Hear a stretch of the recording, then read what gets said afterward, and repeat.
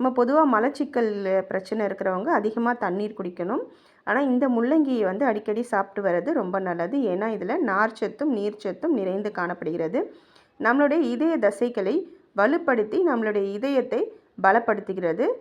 மஞ்சள் காமாலை நோயை குணப்படுத்தக்கூடியது. கல்லீரலில் உள்ள கிருமி தொற்றை நீக்கக்கூடியது. இது சிறுநீரக கற்கள் வெளியேற்ற உதவுகிறது. இது மிகச்சிறந்த சிறுநீர் பெருக்கியாக செயல்படுகிறது.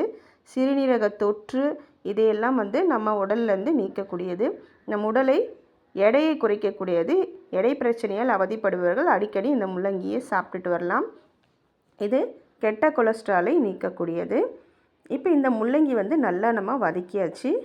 இப்போ இந்த முள்ளங்கியும் நம்ம அதே மிக்ஸி ஜாரில் சேர்த்துட்டு இப்போ இந்த சட்னிக்கு தேவையான அளவு உப்பு சேர்த்து இப்போ இதை நல்லா நம்ம அரைச்சி எடுத்துகிட்டு வந்துடலாம். இப்போ அரைச்ச இந்த சட்னிக்கு நம்ம ஒரு தாளிப்பு கொடுத்துடலாம். இப்போ அடுப்பு மேலே ஒரு கடாய்